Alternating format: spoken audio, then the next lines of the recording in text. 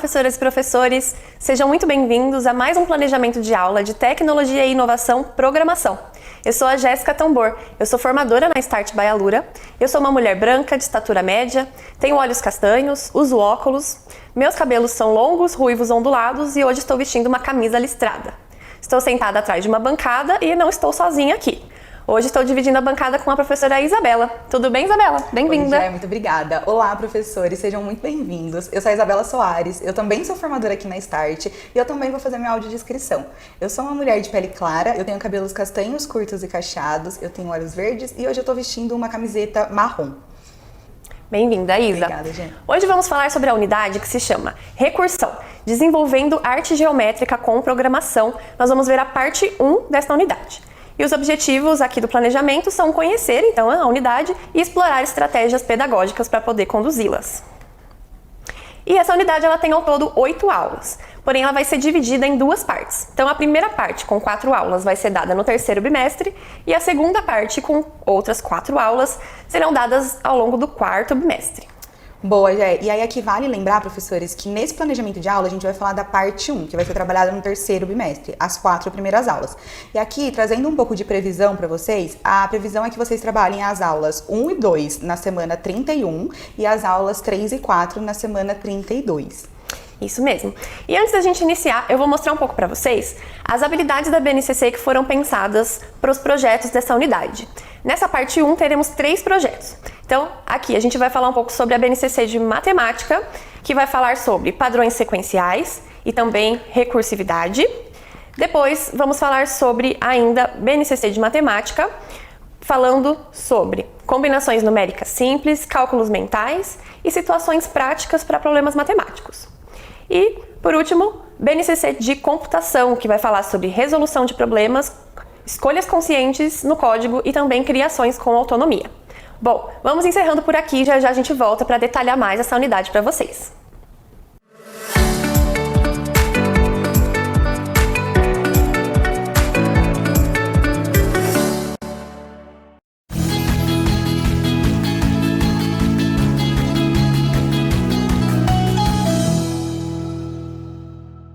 Bem-vindos de volta! E agora vamos dar uma olhada no que os estudantes irão aprender ao longo dessa parte 1, que compreende da aula 1 até a aula de número 4. Eles vão realizar um sistema de contagem regressiva, vão utilizar a recursão para organizar o script, vão criar blocos de variáveis e também blocos de condicional. Professor, não se esqueça de acessar o material do professor, que fica lá dentro da sua plataforma, para você poder consultar os objetivos específicos de cada aula. Boa, Jé. E aqui vale lembrar que a gente vai usar nesse projeto o Start Lab para produzir todos os projetos que eles vão criar. O Start Lab é um ambiente de programação integrado aqui na Start. Os estudantes já estão familiarizados com esse ambiente de programação. Lembrando que no Start Lab a gente trabalha com linguagem de programação em blocos. Então, uma forma aí bem lúdica para a gente trabalhar a programação com os estudantes. Isso mesmo, Isa. E nesse projeto, os estudantes eles vão conhecer uma nova função da programação que se chama recursão. A recursão, ela nada mais é do que uma função que chama-se a si mesma repetidamente, resolvendo partes menores de um problema até chegar em um ponto simples que não precisa mais de divisão. Bom, mas trocando em miúdos, o que significa isso na prática? Para trazer uma analogia para você conseguir falar para os estudantes, para que eles absorvam melhor esse conhecimento. A gente trouxe aqui a analogia das matrioscas. As matrioscas, elas são bonecas russas, aonde sempre que a gente abre uma, existe outra igual dentro dela de tamanho menor. Quando a gente abre a segunda, existe mais uma dentro dela. E isso continua até a gente chegar na menor bonequinha. A menor bonequinha, ela não abre, então não tem uma menor dentro dela. Na programação, a recursão ela funciona do mesmo jeito. Então, uma função ela vai se chamando novamente e dentro dela tem uma outra chamada e mais outra, até chegar em um caso mais simples, que não precisa mais de repetição. E isso é o que a gente chama de critério de parada. Então, no caso da bonequinha, a última boneca que não tem mais abertura é o nosso critério de parada. Afinal, se ela fosse ficar se multiplicando para sempre, a gente teria bonequinhas microscópicas, né? Então, é importante a gente ter uma condição de parada. Boa, Jé. Então vamos falar um pouquinho sobre os projetos que os estudantes vão produzir nessa unidade, né? Então o primeiro projeto é o projeto Contagem Regressiva com Recursão. Eles vão fazer esse projeto na aula 1 e 2. Nesse projeto eles vão fazer uma contagem regressiva para um foguete, até chegar no 0, né? E aí, Jé, você consegue falar um pouquinho desse projeto pra gente? Posso sim. Bom, Nesse projeto, eles vão precisar que dois atores se comuniquem. Então, para isso, eles vão utilizar a transmissão de mensagens, que nada mais é do que um bloco que permite essa comunicação. Então, fazendo uma analogia que, para essa temática mesmo do projeto, que é um lançamento de foguete, a gente poderia, então, contar essa historinha, né? Que o bloco de transmita mensagem, ele vai funcionar ali como se ele fosse uma mensagem de atenção todos os sistemas, iniciar sequência de lançamento.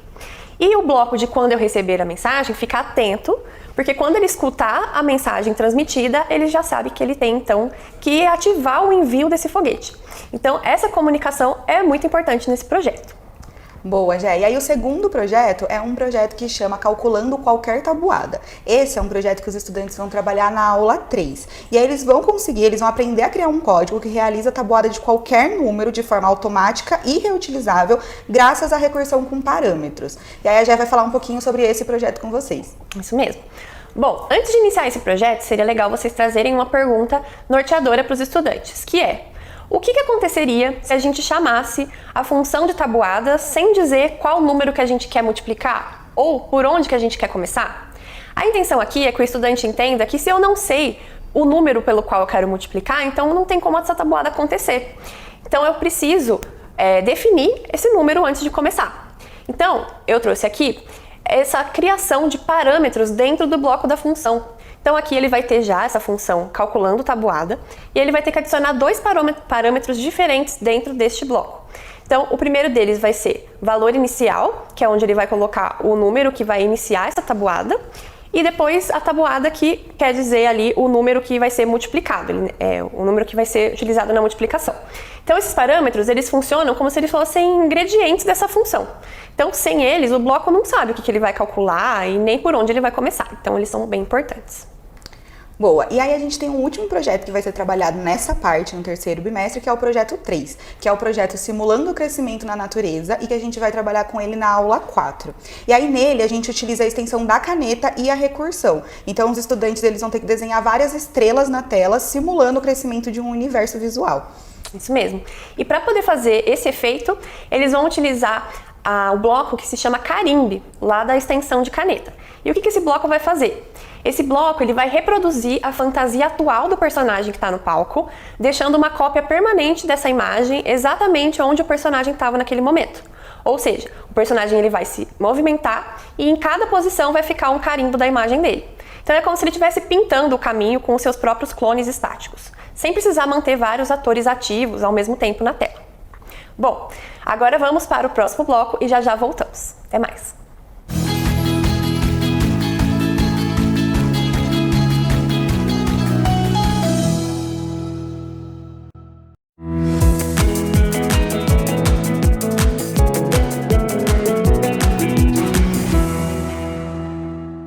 Bem-vindos de volta, professores! Bom, vamos dar agora algumas dicas pedagógicas para a sala de aula para poder falar sobre essa unidade. Primeiramente, a gente trouxe uma outra analogia sobre recursão, porque a gente já sabe que essa é uma temática que pode causar dúvidas nos estudantes. Então, quanto mais analogias a gente trouxer, melhor. Então, imagine que você está fazendo panquecas. Você faz uma de cada vez e você tem ali a receita que repete os mesmos passos. Então, vamos lá, vamos pensar. Primeiro a gente coloca a massa na frigideira, aí a gente espera um pouquinho, a gente vira a panqueca, tira ela da frigideira e aí a gente se pergunta, ainda tenho massa? Se eu ainda tiver massa, então eu posso repetir todos os passos anteriores para poder fazer mais uma panqueca. E a cada final de ação, eu tenho que olhar se eu ainda tenho massa. Caso eu não tenha mais massa, então tá na hora de lavar a louça, né? E comer as panquecas. Agora aqui, trouxe então essa analogia dentro de um script de programação. Então a gente consegue ver aqui todo o passo a passo. Então, fazer a panqueca, eu tenho a minha quantidade de massa.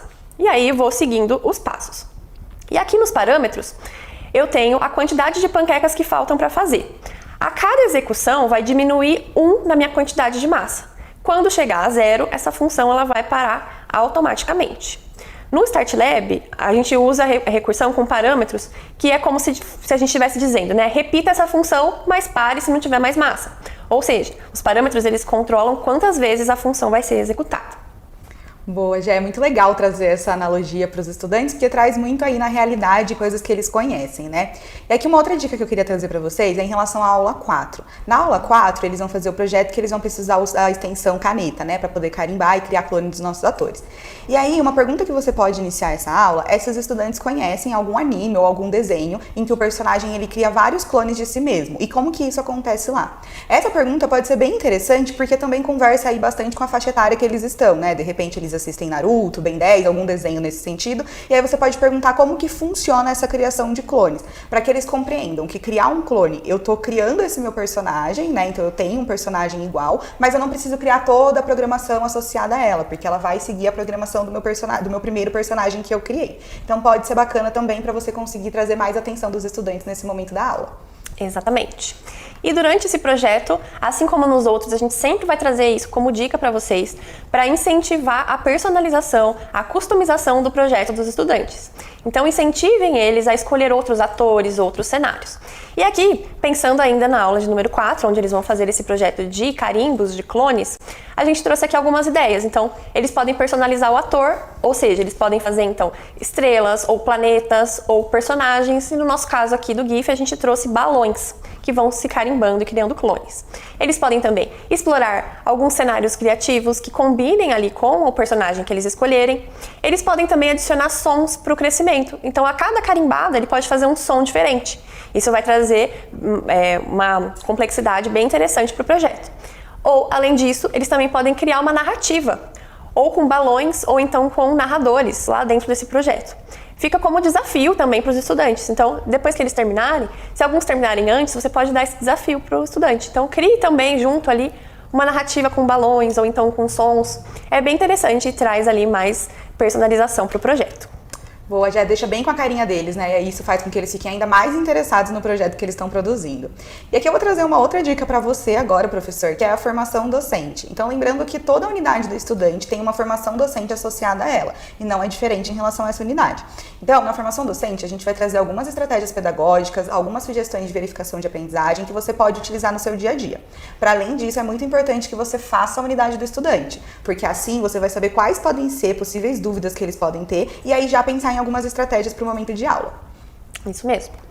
E aqui trouxemos o QR Code que leva direto para o nosso documento orientativo. Nele, a gente traz várias dúvidas frequentes sobre a plataforma, sobre o ambiente de programação. Então, qualquer dúvida que você tiver, professor, acesse esse link e procure se a sua pergunta está por lá. Bom, é legal que você tenha esse link guardado e sempre entre nele para que você tenha a versão mais atualizada disponível. Boa, Jéssica, essa é uma dica muito importante, eu espero que os professores usem bastante. E a gente está chegando ao final, eu vou deixar aqui então o nosso QR Code na nossa tela para que vocês consigam avaliar esse momento de planejamento. Sua avaliação é muito importante pra gente, porque a gente consegue sempre trazer um material que faz mais sentido possível para vocês. Eu queria super agradecer a atenção de vocês e a participação de vocês aqui com a gente. Muito obrigada, até mais. Obrigada também, Isa, e até a próxima semana.